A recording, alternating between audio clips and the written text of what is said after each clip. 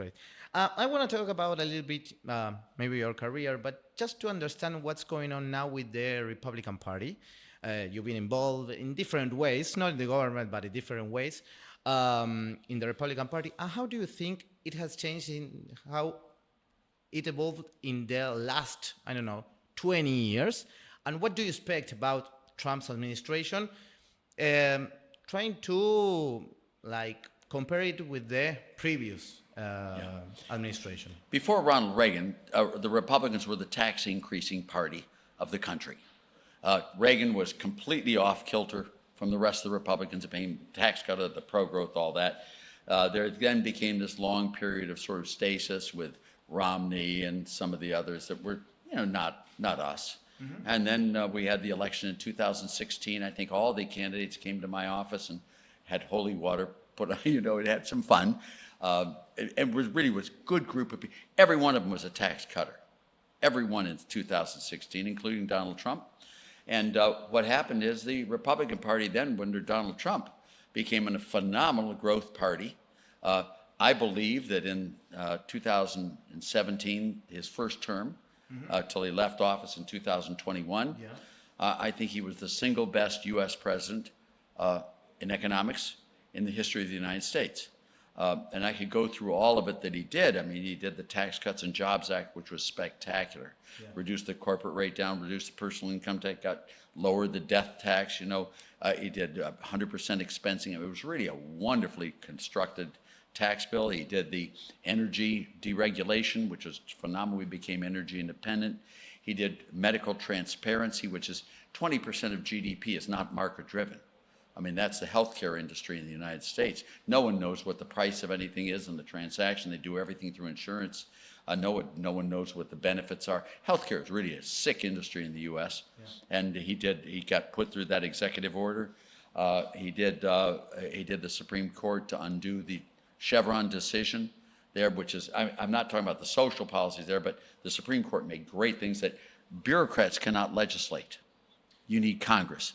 And then there were some of the others that he did was development of the vaccine. I mean, in 2020, I think it was between February and March, that the vaccine, COVID-19 hit. And he was able to develop the vaccine. I got my shot. Now, I'm old, and I got mine early and stuff. But I got my shot in December, and it was a great vaccine. mRNA, BioNTech, the whole group there, Pfizer, all the research done, the money that he spent. Phenomenal president. I mean, just phenomenal. You look at the results of the economy. The results of the economy after a long recovery were great. Our growth rates relative to Europe increased. The deficit went down as a result of the tax cuts. I mean, so that was the change. And then the crash of COVID, and then Biden came in. And so till Biden, it was a party that tried to increase taxes, and Trump was the first president in the Republican Party that started to reduce them. Yeah, what was the Republicans were the tax increases before Reagan. Yeah. And then had been mild tax cutters. Mild tax cutters. And then with Trump coming in, that whole group of Republicans, they were all tax cutters. And what do you think, why Trump lost the elections after? In 2020? Yeah. I don't know. I'm not. You don't know. No, I really don't know. I mean, I think in 2020 he had it locked until COVID hit. Okay. And COVID did so many things to the U.S. election system. Now, people were depressed. It was bad. Everyone was unemployed. And it was scary, COVID. I mean, so it was very much of a despondency in the country. But also, there were lots of ballots handed out in huge black. The amount of votes went way up in 2020. You had all of this harvesting of ballots, which never before had happened. And I don't know if there was fraud or not in that, but the votes were very close. All of those. So it was a very disruptive year, was 2020. Joe Biden was elected president. Mm-hmm. He took office. And then you got a very poorly run administration for 4 years. I mean, you look at what they did, the deficit spending, you're stopping the pipelines and all of this stuff. And it was really a shame they tried to tax the rich, which doesn't work, never has worked. And then you got the period there where Joe Biden, I mean, I'm 3 years older than Joe Biden. So and a lot of my friends have the same problems that Joe Biden has. I mean, he's having mental problems. He has the walking style. You can see it in the turning and all the physical manifestations of age. Yeah. And, you know, their mental, it's called age onset anger. That, you know, Yeah. when you hear Biden say that was a dumb question. All of this happened, and a lot of my friends are that way, and I worry about me, or I being that way too, because I am that age, and I worried. And then I thought of another term of Joe Biden, and you know, that's not what we wanted. And then I was really happy when Joe Biden was eliminated. The Democrats pulled him. Yeah. It wasn't very nice, but they did it and put in Kamala. It Kamala's was a after the debate. huh? After the debate. Well, you saw the age in the debate. Yeah. That's what you know, that never would have happened to anyone at 50 years old. No. But at 80 years old, it does. I mean, I wonder about myself too. You know. Arthur, are you worried about the fiscal path and all the challenges that the Not United anymore. States has? Nope. Let me tell you what we have here. The election was not just Donald Trump winning. The Republicans picked up 4 seats in the Senate. Yeah. And they're Republican seats, not Mitt Romney's. They're not Jeff Flake's. They're not Bob Corker's. These are solid Trump Republicans. Okay. So not only has the Republicanness of the Republicans gotten better, but the numbers have gotten a lot better. In the House, we kept control of the House. Everyone said we were going to lose it. The Supreme Court, the Republicans have 6 out of 9 justices. Now, again, I'm not talking social issues, but all the pro-market stuff there, I mean, that's a lot. The Republicans do not have the Federal Reserve, but the Republicans picked up governorships. They own the state legislatures. So of the 7 positions of political power, presidency, Senate, House, Supreme Court, Fed, governors, and legislatures, 6 of those 7 are now solidly ensconced into the Republican Donald Trump model, which is a pro-growth model. Okay, I agree. But do you think there can be another problem, that is the debt ceiling that's every year is? These are not going to be problems. I mean, of course, there's going to be the political play back and forth, but the debt ceilings never are serious problems. Okay. Never. They are all So US political. has no a debt problem. Well, I didn't say that. Debt ceiling problems. Okay. That's a political issue. They always agree to raise the debt ceiling. They've Yeah. never missed. It's just game playing a kabuki dance beforehand and trying to get political advantage and all that. But that's not going to be there anymore because the Republicans control it all. And is there a debt problem? This is a second Well, question. there is a debt problem, but it's not a debt problem so much as it is the problem of how you do your spending. You know, I'm going to lend to you at 1% all you want to borrow, and I'm going to let you invest risk-free at 20%. How much would you borrow? All you can get your hands on. Now reverse those numbers. I'm going to let you borrow 20% and lend at no, 0. It's the spread that matters. Debt is just a tool. Debt is a way of taking resources from savers and putting it to investors. The way we measure debt is very bad. Debt to GDP is a silly measure. It's just wrong. You should never compare a stock with a flow or a flow with a stock. Okay. You should always compare a stock with a stock. What is debt to wealth? And what is debt service to GDP? You know, when you buy a house from a bank, they say, well, what's the value of your home and what's your debt? Is your debt to equity ratio okay? That's a stock to a stock. Stock. And then they say, can you afford the Installment interest? with your income. Yeah, that's exactly right. And that's the way we should look at it here. And when we look at it, it's too high. But it's not you're going to jump out this window and kill yourself. I mean, what is it? Debt to wealth is 20, 21, 22%. So it's high, but it's not crisis. Debt service to GDP, 2.5%, 3%, somewhere in that range. Again, it's high. It's higher than. The real thing is the spread. You should not borrow money to pay people not to work. Now, when we came in January 1st, 20th, 1981, we borrowed lots and lots of money. We used that money to cut tax rates, to increase defense, to deregulate the economy, to create growth. We borrowed cheap, and and then we stepped back and prayed that it would work, and it did. We had this huge boom in the Reagan economy. We are going to get that same type of boom this time, and debt 5 years from now or 4 years from now will look mild because we will have grown so much out of it. My best guess. So wealth is going to increase. Enormously. We have so much. I mean, the participation rate in the U.S. is 62.6%, something like that.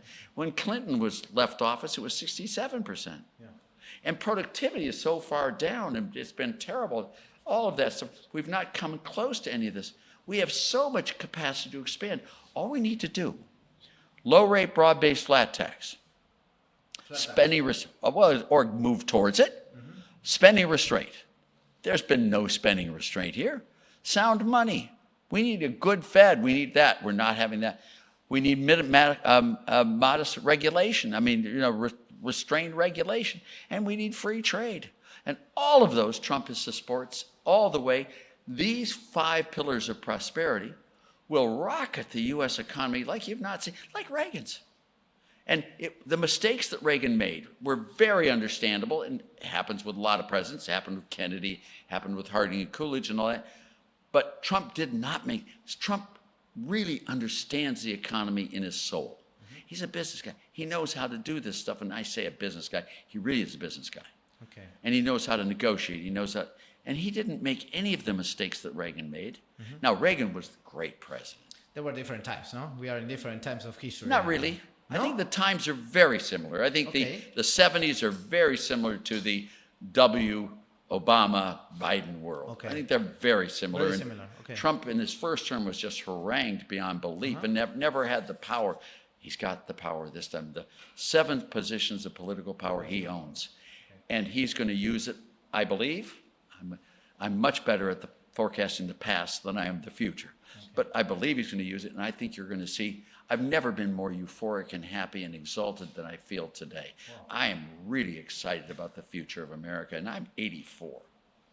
And, That's great. And, I just want to live long enough to see it all happen. And I think I will. I think I will. I mean, just what he's going to do to medicine, what he's going to do to taxes, what he's going to do to government spending. I mean, with that guy, Elon Musk. I mean, Vivek Ramaswamy and Elon Musk. I mean, and the role of incentives, trade.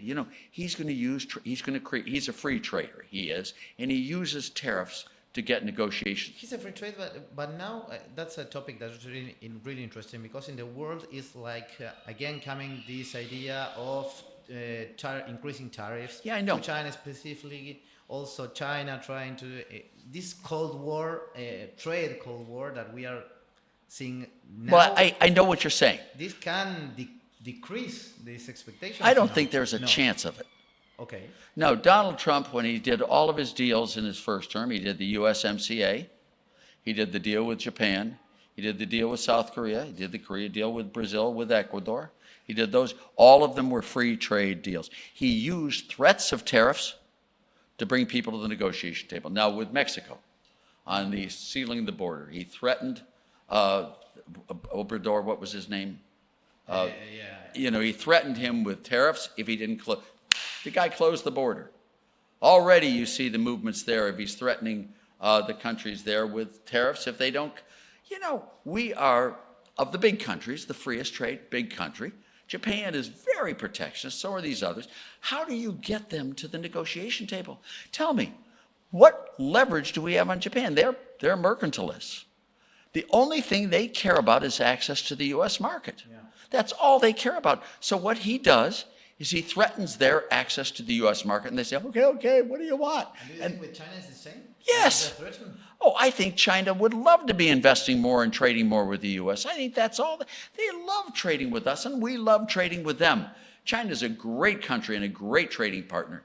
And when you look at China, what you'd like to do is have us make money together, but they be freer trade and not so belligerent on the world scene. But for example, China is reducing the stocks of U.S. treasuries and reserves in dollars. No, that's something. Well, they have. I think China. What does it own?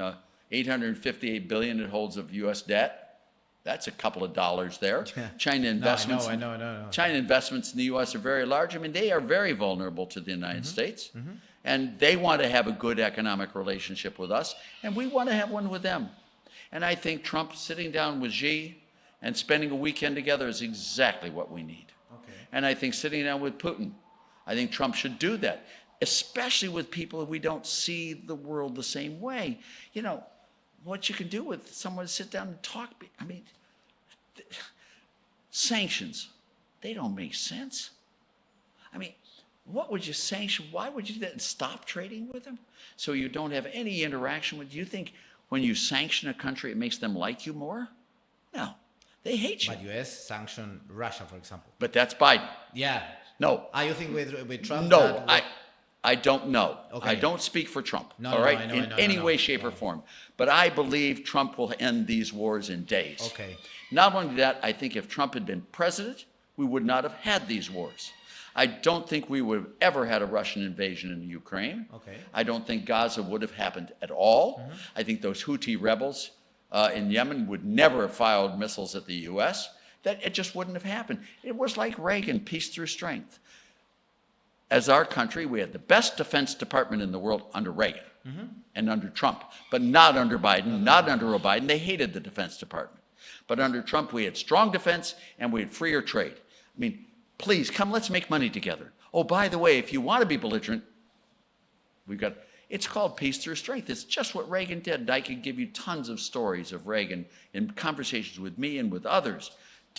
We need the best defense in the world. John F. Kennedy. It's just what Kennedy did with the defense spending. And it's the right way to do it, not with Biden stuff or Kamala stuff. Oh, I hate them, Whenever you use your military, it is a clear sign you did not spend enough. You have strong military, so you don't use it.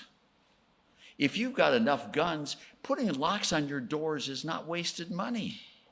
And that's where Trump really understands the negotiation. And sitting down with Trump, gee, what's wrong with that? What's wrong with sitting down with Kim Jong-un? What's wrong with sitting down with, Ayatollah Khomeini, or whichever one it is this time? Or what's wrong with sitting down with Putin and say, hey, this war, how many Ukrainians have to die?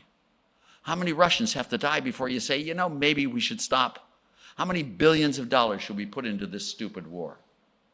Now, it should have stopped before it began, but it didn't.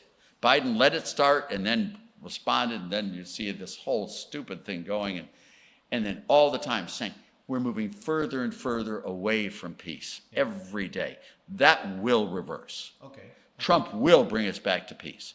Bang. And, then you have the strong defense, and I think we'll have a secure world. Okay. I mean, nothing was more safe than it was under Reagan. Let me ask you another thing about, you said previously about taxing the rich, and you said that's a stupid measure. The IMF is a little bit worried about it. They are bringing some documents out about how the wealth is being more concentrated in the world. Why the IMF is talking about these things? Because they don't know economics. They, I don't know if you've seen my book called Taxes Have Consequences, which was published a year and a half ago. It is the complete history of the U.S. income tax. We have every single tax return. We have huge ranges. The first highest tax rate was 7%. 5 years it was 77%. Then it went down to 25%. Then it went up to 63%. Then 79%. Then 94%. Then down to 82%. Then back up to 91%. Then down to 28%. Then back up. We've had huge variation. What happens? You can tell me your opinions all day long, and I don't care about your opinions, frankly. Okay. I don't think you have a right to your opinions. This is about facts, not how you feel. Every time we've raised the highest tax rate in U.S. history, three things have happened. The economy has underperformed. Tax revenues from the rich have gone down, and the poor have been hammered. Which periods? Where? From 1913 to 1923. 2023. For 110 years data. It happened with Trump's tax bill. It happened in Europe. It happened with Gordon Brown. It happened with all of these periods. You can go through any of these countries. What these people talk about in inequality is the only way you can get inequality is at zero. You get perfect equality. Everyone's poor. Everyone's zero. And that's called the transfer theorem. And you can see it very simply. If I take from the rich and give to the poor, okay? Yeah. Okay, if I take, I take those who have a little bit more and I take from them and I give it to those who have a little bit less. By taking from those who have a little bit more, I've reduced their incentives to produce. Yes. And they'll produce less. By giving to those who have a little bit less, I provided them with an alternative source of income other than working, and they too will produce a little bit less. This is math, guy. This is not, I'm from Harvard, I'm from Princeton. It has nothing to do with Republican, Democrat, liberal, or conservative. It's math. When you take from the rich and give to the poor, you cause a reduction in production, period. And the more you do it, the greater the reduction. So you don't believe in an increasing income tax, right? Of course not. Okay. Why would you want to raise taxes on the most productive people in your society? Where do you get that? Why would you rather have them look at tax shelters rather than producing goods? Do you think those guys on your picture over there are bad guys? No, they're the people that made our world rich. You know, all of them, look at them all. They're all wonderful people. And we deserve to get those resources. You don't get those people by raising taxes on them. Okay. Let's talk about The Rolling Stones go to France. 98% tax rates. Come on. No, okay. It's You the understand. IMF. It's the IMF. And you know, who was a better president, Reagan or Carter? Who was a better president, Trump or Biden? I mean, come on. Okay.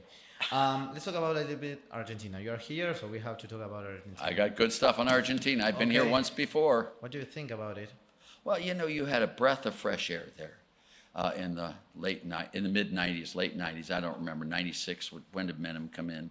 In the 90, yeah, in '96, '95, 1990. In the 90s. In that time period, I came down all the time with my students here.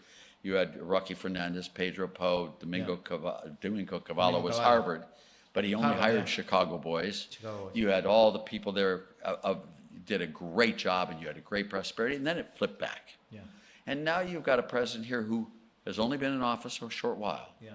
And what he's promising looks extremely good to me.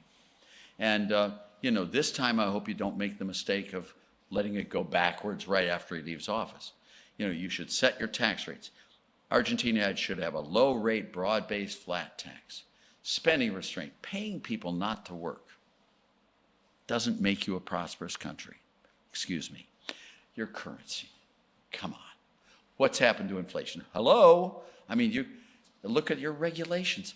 I mean, this is one mass regulation. It's a regulation of a regulation of a regulation of a regulation, all those there. And then you have trade. You have export taxes, you have import taxes, you have all these restrictions.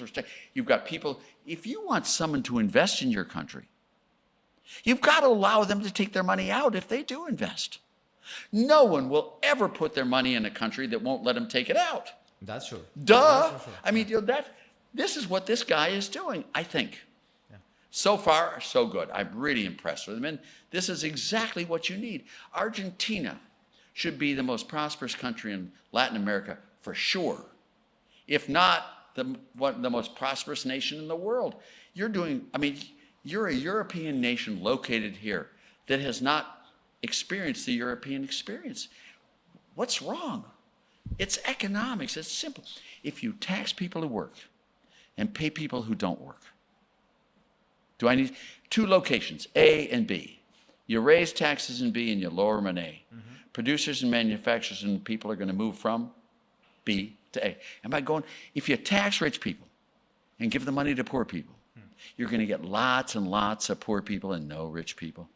Okay. The dream in the world, our world, the dream is to make the poor rich, not to make the rich poor. And when you focus on punishing the rich people, you kill the poor people. It's wrong stuff. And Sias Piketty, you sponsor a debate, and I'll have it down here anytime with them at any place. You go ahead. I have all of their numbers. They don't report what I'm telling you. And, you know, academically, politically, when you cut taxes and move to cutting the highest rates and broadening the base, you get much better economics. Spending restraint gives you a better economy. Sound money gives you a better economy. Free trade, regulations. Your main theory, it works for any country, do you think? Or is for more? Are people in any country? You would call countries things inhabited by people, wouldn't you? Yeah. Incentives work for people. So it's the same. Do, Yeah. do all people like to make more? Yeah. They do. And if they can get it on welfare, they'll do it that way. If they can get it by working, they'll do it that way. You give them the choice, and they'll do it. You present the system, and they'll respond. Black people in Africa are no different than white people in Argentina or Chinese people in China. We're all the same. Genetically, there's no difference. There's no difference. I mean, Okay. there really Incentives, is no difference. So you ask yourself, we all respond the same. How do you think is going to be the relation between Trump and Milei, or Argentina with the United States? You know, I have all the hopes in the world it'll be wonderful. Okay. I feel much better about Trump and Malay than I do about Trump and Lulu, or that I feel about Trump and some of the others, or Shine in Mexico. I mean, I think Malay has got a real chance of creating a prosperous Argentina, and I really wish him well, and anything I can do to help your country, I'm here for you.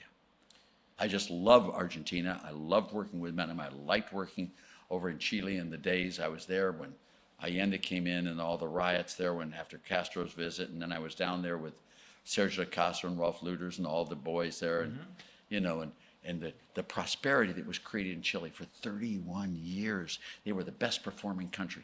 Look at Chile versus Venezuela, and look at them, and then you can see, and now they're bad. They flipped over, but 31 years of prosperity is better than none. So let's have it here in Argentina. It's fun being rich. It's fun getting a job. It's fun wearing nice clothes. It's fun traveling. It's fun being a human and enjoying the fruits of your labor. It's no fun being poor. No, I know. Well, then the way you get away from poverty is having a good, high-paying job. The best form of welfare has always been a good, high-paying job. Not making a rich person poor. That's silly. No, and you know, I hope we're doing it in Britain. I've been spending a lot of time in Britain. I'm going to spend a lot more time in Britain. You know, I was there with Thatcher the whole time there. And, you know, and then you got this Gordon Brown guy, and then you got Dan Johnson, what a weird one, and then you got Rishi Sunak, and then you got, you got Liz Truss, and you got all these, Cameron. Remember Cameron? Oh, my God. And Brown, Prime Minister Brown. Oh, terrible. Arthur, which do you think is the most difficult barrier to like for the investors to come here to Argentina? What do you hear them talking about Argentina? Of course, I do. Which is the main barrier? I don't want to put my money into Argentina unless I can be sure I can take it out. Okay. Well, that's Capital first. controls. Do I lend money to someone who won't pay me back? No. No. Do you borrow money to someone who won't? No, Okay. Of course not. And then you sit there and say, what about Argentina? Is it going to be a prosperous place? Well, tell me what they're doing in taxes. Tell me what they're doing in government spending. Tell me what they're doing in monetary policy. Tell me what they're doing in regulatory policy. Tell me what they're doing in trade policies. Now, tell me what the market thinks of Malay. Market's been way down, has it been, in the last year? Oh, no, it's been way up. What does that tell you? People want to believe in Argentina. They want to be able to invest in Argentina. They want a prosperous Argentina. The thing is that it's not only Milei, but also who is the opponent. No, I understand. The opposite. Yes, I do. It's a lot more than just Malay, but it is Malay. Yeah. Now yes. And now, it's critical that it be Malay. Now, Malay is not enough, but you got, and then you've got Bukele in El Salvador. Have you seen what he's doing? Yeah. The highest crime rate in the Americas. It went down. The Very lowest. fast. It's Yeah, the lowest it's in the the lowest, Americas. it's the lowest. Bump to bump. Yeah. How cool is it? Do you like walking to work and not getting shot or killed or robbed? Yes. Yes. I work a lot, so. Thank you. Well, you know, we need to, I mean, there's all sorts of policies that need to be done here. And he's going after one after another. And as far as I can tell so far, I'm very impressed by him. I really am. And you've got to be too. Yeah. And I'm very hopeful. I wish nothing but good things for Malay. Nothing but good things. If he could create a prosperous Argentina, how cool would that be? I mean, For sure. what's wrong with poor Argentinians getting good, high-paying jobs? What's wrong with that? No. Nothing. What's wrong with Forbes of Argentina putting billionaires on the covers from Argentina, not just from America? There's a huge debate here in Argentina. I will end the conversation because we are lacking of time. But there's a huge debate here of which is the role of the state and how much can the state like intervene in the private markets. The What do you United think? States, you mean? No. The What- state in the economy. Which is the role of the state? In Oh, the economy? state, the government. Yeah, the government. Oh, the government. I see you have Sorry, provinces. sorry. You know, I confuse them there. Yeah, the role of the government is fivefold, maybe sixfold. I use it in the U.S. Low rate, broad-based, flat tax to fund government, period, end of story. Okay. I did that for Jerry Brown when he ran for president, Democrat, liberal. When he ran for president in 1992, We got rid of all federal taxes and had 2 flat rate taxes, one on personal unadjusted gross income and one on value added. From the beginning, no deductions, no exemptions, no exclusions, nothing. Bam. That low rate, broad-based flat tax, spending restraint. You know, when the last dollar of government money is spent, the benefit should be a little bit higher than the damage done by the last dollar of taxes collected. Then you stop already. That's the role there. 3, sound money. You need to have a sound currency. You know, I need to know what the value of that currency is going to be 5 years from now, so you and I can do a lending, borrowing, investment. I need that. And Argentina is not doing well in that. Neither is Biden. Then what you also need is regulatory reform. You know, we all know we need regulations. We all understand that. And we all understand you can't drive on the right-hand side of the road one day and the left-hand side the next. But you want to have it so that the consequences, the unintended consequences, the collateral damage, it does not exceed the benefits derived from those. You're way over-regulated here. And lastly, free trade. Get the hell out of these markets. You know, let them go. Don't tariff this. Don't protect it. What makes you think some government bureaucrat knows better what's good for a business than the guy in the business? No. Now, I'm not saying that capitalists and free enterprise businesses are all good. They're not. But I'll tell you one thing they are. They're better than government bureaucrats. The Ministry of the Regulation is ours, eh? It's our idea. You took from us. Yeah, well, and we're going to deregulate like Matt and I understand. Malaya is working on deregulating a lot. They're doing a lot. But you've got a long way to go. Yeah, I know. I mean, and the potential of this country, the dream, the hopes that you have. You have kids? No. Well, I have. Well, I mean, the dreams of the future. What do you want the world to look like for your kids? You want a prosperous Argentina, so they run around proud that the poverty levels are low, that you have wonderful homes, best schools. You want everything for your kids and all your fellow countrymen. I want to live here in Argentina, so... Yeah, but that's why you get Elon Musk. That's why you get Donald Trump. That's why you get Warren Buffett. That's why you get Bill Gates. That's why you get Taylor Swift. That's why you get all these people. Okay. To create the prosperity. Can we end up this conversation? And thank you so much. I hope this is what you wanted. Yeah, for sure. It was really great. Because this is the dream. I know. But the Argentinians are also expecting you to give them a message, a short message on that camera. Economics is all about incentives. And incentives determine how people... With the greatest incentive structure in the world, the worst people could become enormously prosperous. With the bad incentive structure, the best people in the world can become inordinately poor and impoverished.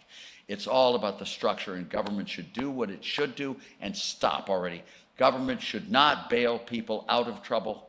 It's a profit and loss system. Without losses, you cannot have profits.